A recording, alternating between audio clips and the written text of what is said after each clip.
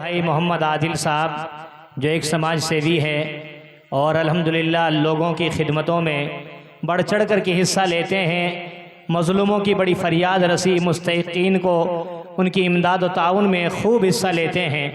माशाअल्लाह इस मदरसे के इंतज़ाम से खुश होकर यहाँ के बच्चों के प्रोग्रामों को सुन कर के उन्होंने ऐलान किया है कि इस मदरसे में पढ़ने वाला कोई भी बच्चा जो मुस्तहिक़ हो